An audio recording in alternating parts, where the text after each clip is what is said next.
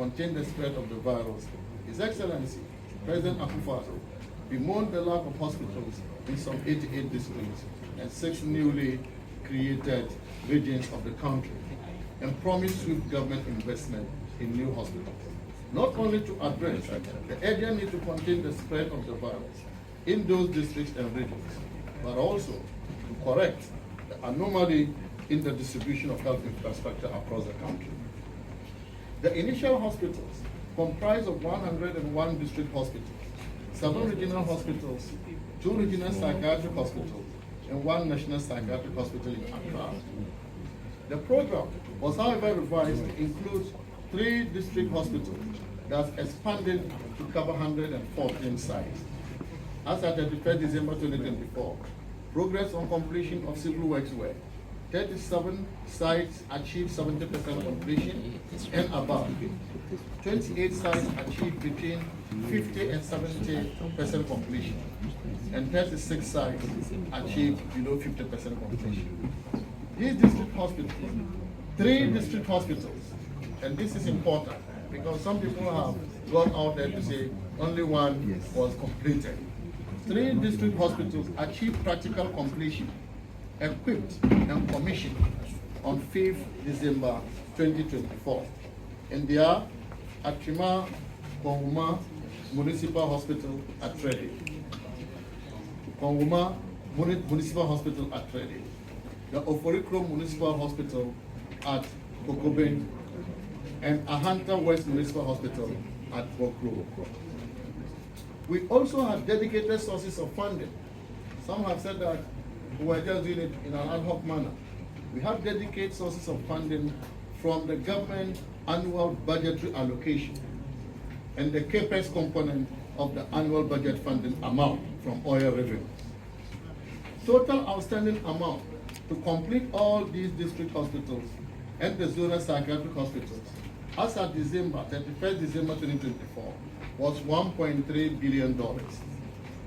In his haste to misinform the Ghanaian people, the president told a group of clergymen who visited him in his office that he needed $1.7 billion to complete the Agenda 111 project. In his address to the nation last week, he put the amount at 22 billion Ghana cedis, and that is $1.4 billion, at 15.5 cedis to $1. So, Mr. President, which is the correct amount? We have taken note of the new government's plan to abandon these projects by proposing to relaunch the ABFA from oil revenues used in financing these projects to other projects. This is unacceptable, Mr. President, and this certainly will lead to significant cost overruns, which will later come to hurt our country. The NDC has resorted to a deliberate distortion of road sector data as a way of undermining the work the NPP administration has done. When it is reported that between January 2017 and June 2024, the NPP successfully undertook works covering a total length of 13,624 kilometers, the NDC mischievously reports it as a claim of some 13,000 kilometers of brand new roads. We have always made it clear that this figure represents the total kilometers of roads we worked on, including construction of brand new, reconstruction of dilapidated roads, rehabilitation of bad roads, and upgrades of roads in poor condition. This is a major achievement when compared to the NDC's paltry 4,636 kilometers delivered by the Atamils and Mahama administration over the entire 8 years in office, covering the same scope of works. So we are talking about 13,624 kilometers versus 4,636 kilometers. And yet they say we criminally mismanage the economy. Ladies and gentlemen, between 2019 and 2016, the Atamils and Mahama administration managed to complete only 5 interchanges. And I mean just 5 in 8 years. Contrast this with the 9 interchanges delivered under the Akufo-Addo administration. Additionally, the NPP started works on at least 13 other interchanges. In fact, Our performance in the road sector has been so impressive that the World Bank Country Director stated on 7th August 2024 that in terms of road density, kilometers of road per 100 square kilometer land, Ghana has road access that exceeds the regional average. 32.8 kilometers per 100 square kilometers in Ghana versus 17 kilometers regional average in Africa. That is nearly double the regional average. Ghana is also above the regional average in terms of rural accessibility.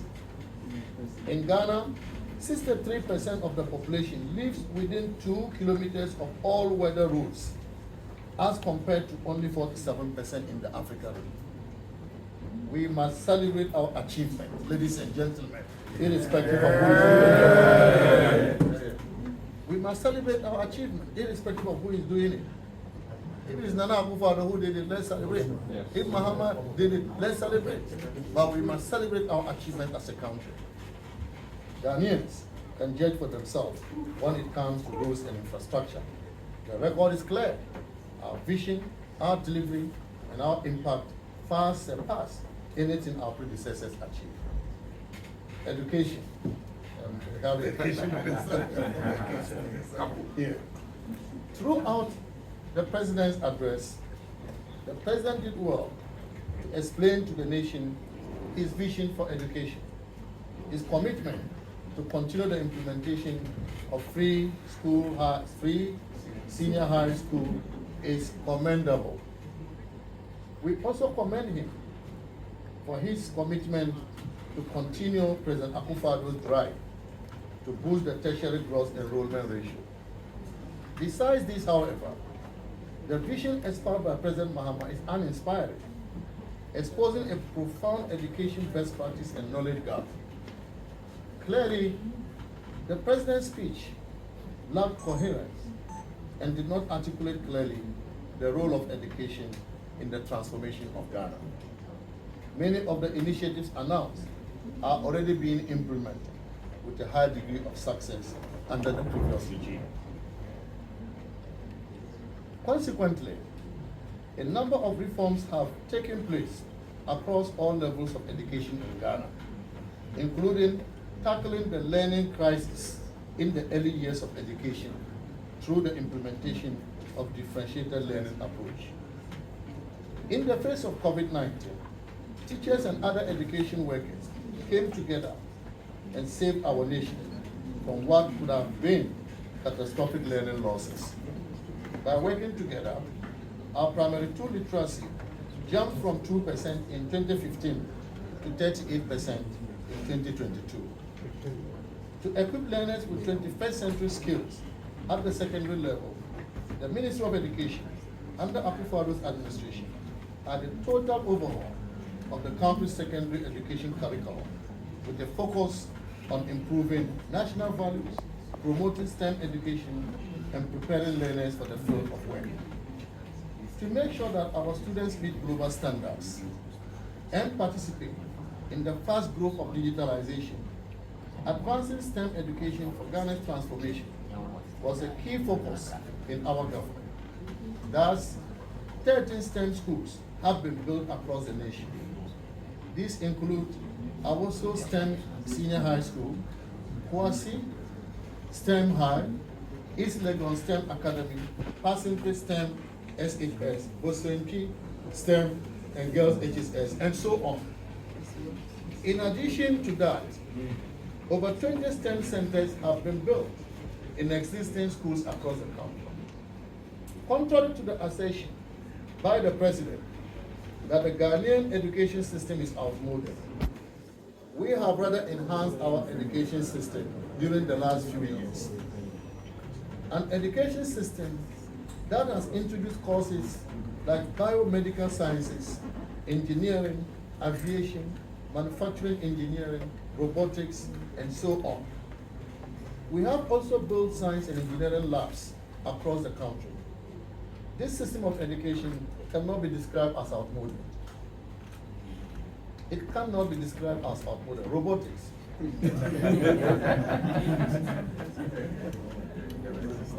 As we speak, high school students are receiving tablets to facilitate technology integration to enhance teaching and learning under the Ghana Smart Schools project introduced to empower students on a global scale. Here we are talking about smart schools. That cannot be outmoded. Whilst His Excellency, the President, has outlined his vision for education and skills development, it is imperative to acknowledge the substantial progress made under the previous administration in transforming technical and vocational education and training in Ghana. In 2017, the TVET sector was uncoordinated, and some 17 ministries were engaged in some form of TVET regulation and delivery, and therefore made coordination across the landscape quite challenging, since each of the TVET institutions were taking direct instruction from their ministries and legislations. Almost all the workshops in the TVET institutions were filled with obsolete tools and equipment, and outdated curricula as well. The sector was not responsive to the needs of industry. The linkage between training providers and industry was very weak, which caused mismatches in the demand and supply. The Akufo-Addo-led government implemented bold reforms backed by significant investments to revamp TVET, ensuring it becomes a viable pathway for skills acquisition, entrepreneurship, and employment creation. Some of the key interventions and accomplishments in the sector include the establishment of the Commission for TVET and the Ghana TVET Service, introduction of free TVET into the free senior high school policy, leading to a massive jump in 3-year enrollment from 41,696 students in 2016 to over 172,473 students in 2024. Construction of 4 new TVET centers of excellence, rehabilitation and equipping of tertiary and pre-tertiary TVET institutions, implementation of competency-based training, establishment of sector skills bodies, among others.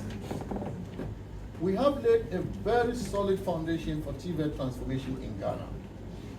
The focus should now be on consolidating these gains rather than presenting an inaccurate narrative that disregards these achievements.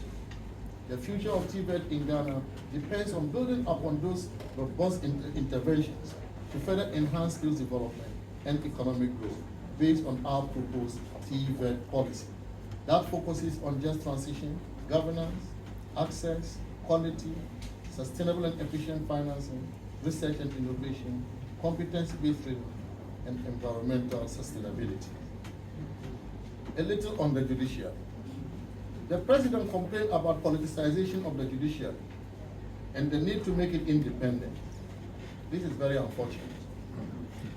This is a myth on their mind, their own minds, that they are pushing to the Ghanaian people to discredit the only institution that is not formed by political parties.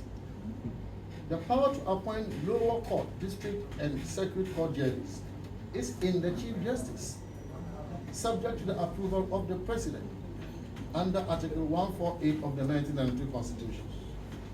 No political person has power to start the process. If the President doesn't approve, all he can say is no. What evidence then has the President got to portray that our judiciary has been politicized? Pursuant to Article 144 of the Constitution, superior court judges are not appointed by the President alone. His choices must be approved by the Judicial Council and by the Council of State. Any refusal by any of these bodies means the President's nominee will not become a judge or be promoted. By Article 153 of the Constitution, the Judicial Council is made up of 14 constituencies. The President contributes in the selection of the Attorney General and 4 non-lawyers to the Council. How is the President suggesting that these non-lawyers that he sends can politicize independent thinking of the remaining majority on the Council? Judges are professionals who must serve our democracy free of insinuation that intimidate them, as if if they don't toe a political line, they will not be appointed to the next level. It is such utterances by politicians that can affect the ability of judges to serve the country independently.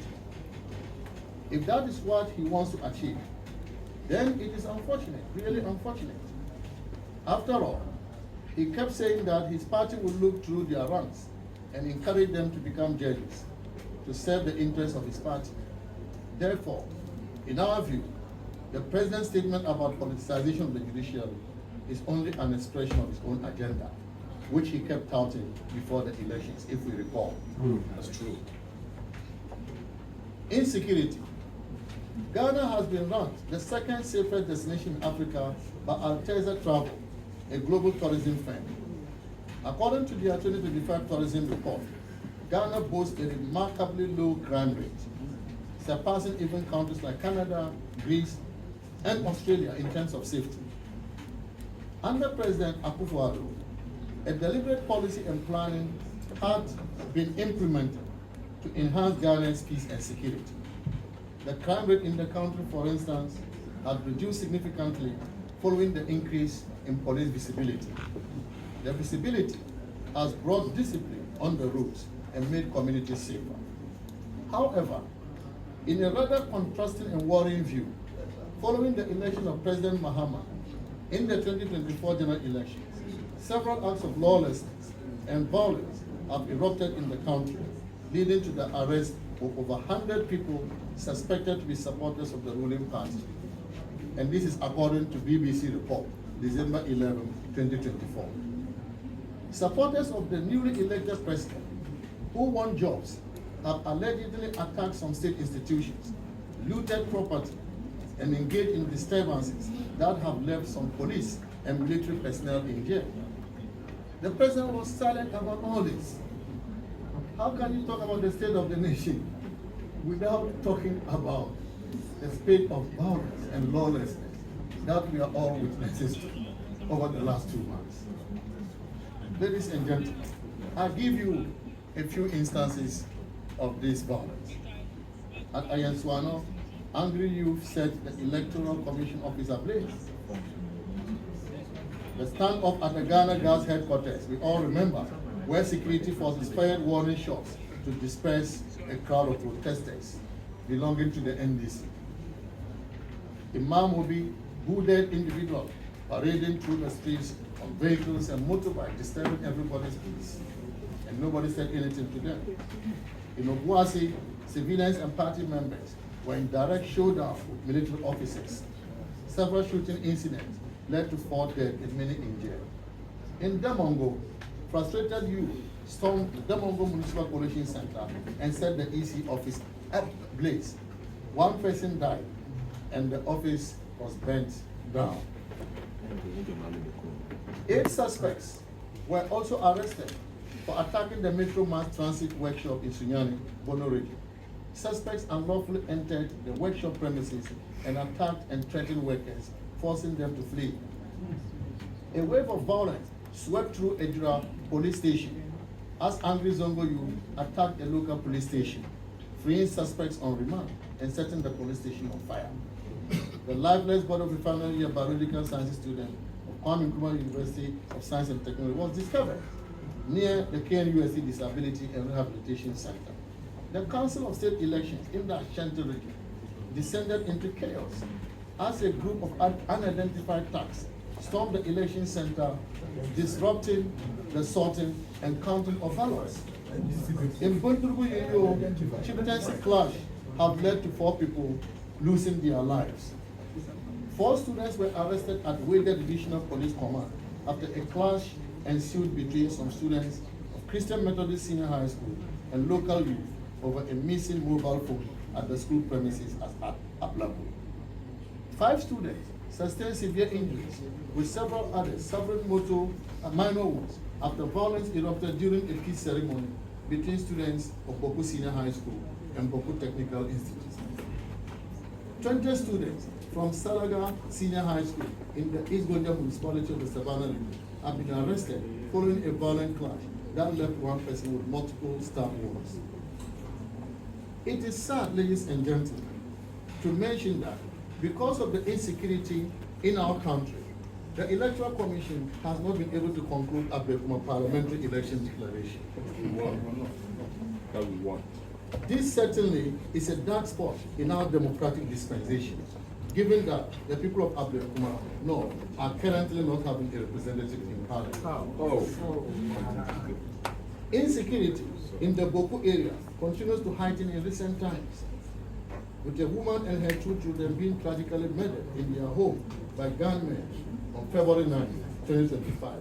Again, on February 25, 2025, a 13-year-old boy was killed in the same township. The indiscriminate killing of the indigenous of Waliwali and East Envelope is getting out of hand, and the imposition of curfew in the area is making it difficult for our Muslim brothers and sisters to wake up at dawn to eat and start their fasting. Government needs to decouple politics from security and ensure that every Ghanaian is protected. Mr. President, the security situation in our country is indeed very worrying. As you refuse to act decisively, the security agencies have become powerless, and this continues to embolden thugs of your party who visit mayhem on innocent Ghanaians daily. Sadly, the homes of some former public servants have been raided in Rainbow style. That can only be akin to what happens in a military coup d'etat. For many Ghanaians, this is reminding them of the dark days of our nation's history. The president must act, and indeed, action is required now. Rather strangely, whilst officials of the NPP administration are being harassed and investigated, former officials of the NDC government who were on judicial trial have been cleared of all criminal charges against them, and in some cases have been rewarded with juicy appointments, like the current governor of the Bank of Ghana. Yes. Today, we are being told that crime has party colors, and our country has been turned into an animal farm, where 4 legs good, 2 legs bad. We've not seen the truth. In conclusion, ladies and gentlemen, we, the mighty minority, are ready to do our work. We are ready to do our work to provide total information to the Ghanaian people on the affairs of our nation, especially as the government is holding a national economic dialogue, which is intended to whitewash the unfounded and baseless claims of the mismanagement of our economy under the SWAL NPP administration. That is what they are doing there. They are even scaring the people of Ghana further by putting out unaudited outstanding claims on government. And we will expose this mischief at the right time. Yes. Yes. We believe that these unholy moves by the NDC are intended to buy time to cover for its incompetence in managing the economy and to establish the basis for increasing taxes and introducing new taxes in the 2025 budget statement, even as they are promising to scrap e-levy, COVID levy, and others. Ladies and gentlemen, I want to ask you, does it make sense to scrap e-levy and betting tax and replace them with new taxes on the telecommunication industry? They are bringing back VAT on telecommunication. Wow. They are increasing the growth and sustainability levy on the mining industry. Hey. And they are bringing back VAT on the financial services and real estate industries. Wow. Hey. Wait and see. All these taxes will be passed on to customers, to the Ghanaian people. The people of Ghana should wait for the deception of the NDC government when they present the 2025 budget. Sakawa. Taxes galore. Sakawa. This is how they intend to tax Ghanaians to collect their target of 200 billion Ghana cedis in tax revenues this year. This NDC government accused us, the NPP administration, of overtaxing the people of Ghana, because by the end of 2024, the NPP administration collected 152.9 billion Ghana cedis, and that was 17% tax to GDP ratio, taking it from President Mahama's 13% in 2016. How do you then turn around to expect to collect 200 billion Ghana cedis in an economy you call a broken economy. Ladies and gentlemen, we the mighty minority will join the people of Ghana to resist any attempt to smuggle in new taxes or increase existing taxes. We owe it a duty to hold the government accountable for their promises to the people of Ghana. We can only accommodate scrapping of taxes. We cannot accept new taxes or increase taxes. Ladies and gentlemen, as a country, we have come a long way, working closely with our key stakeholders, including the IMF, World Bank, the African Development Bank, our bilateral partners, domestic and international investors, and more importantly, the Ghanaian people, who have sacrificed so much to see us get this far. We can assure you all that our partners and most of the people of Ghana are not happy because the president used his State of the Nation address, in fact, the false State of the Nation address, to reverse the gains made, especially towards building confidence with investors. The president has painted the picture of a country that has been economically mismanaged, when in fact, we have turned the corner from what we have all come to know was the worst economic crisis in Ghana following an unprecedented global crisis between 2020 and 2022. Even when they were confronted with a domestic challenge in the form of DUMSOR, they ran to the IMF to save the economy. How much more a crisis that plagued the entire world, including our country, and in no mean a proportion. What the president has done is like putting a gun on one's head and pulling the trigger. Investors had felt the hope of a resurgent economy in Ghana, and were looking forward to the new things the president was bringing to consolidate the gains. The president has effectively told them to go away because the economy is in crisis, contrary to the evidence. The cost of living crisis is a global problem. It's a global problem, and we all know that. But that cannot be used to degrade the entire economy in the face of overwhelming data pointing to the contrary. And in addressing the cost of living crisis, the president himself walked or drove himself to a meeting with leaders of the labor union to assure them he was on top of his job, only to offer them 10% increase. When his predecessor, Naana without this drama, offered them 23% from January to June and 25% from July to December 2024, in an economy that is criminally mismanaged in the words of President Mahama. He also touted his economic struggle around the 24-hour economy to deliver jobs to the youth.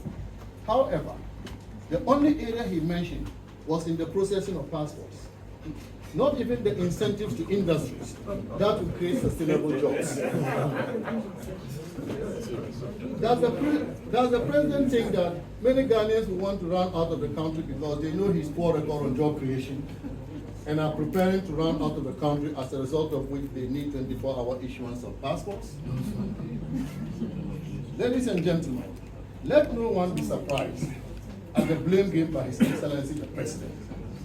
It is not new. This is what the President said about the late Professor John Evans Atemius in his last State of the Nation delivered on January 5th, 2027, when he left office in 2017, January 5th, 2017, in which he blamed the poor performance of their first 4 years, during which he served as Vice President. And I quote, Mr. Speaker, we inherited in 2013 an economy that was running a high deficit with increasing inflation and interest rates. Mr. Speaker, we inherited in 2013 an economy that was running a high deficit with increasing inflation and interest rates. It was also characterized by a rapidly depreciating currency. This unstable macro environment created an unfavorable investment environment for both indigenous and foreign capital, as well as investors. Our forum at Senchi was an attempt to forge a consensus for a homegrown fiscal consolidation program. The essential outcome eventually became the basis for the IMF Extended Credit Facility Program we are implementing. Unquote. This is President Mahama's statement. Can you imagine? About the government he served as vice president. So, ladies and gentlemen, it appears we are back there. Yeah. We are back there with another round of blame game. And don't forget, and another national economic dialogue. And don't forget, with the same Dadanua, His Excellency Dr. Mahama, who promises to create jobs and begin by firing those who have jobs. Ladies and gentlemen, fellow citizens, this is the true state of the nation, which the mighty minority has presented to the Ghanaians.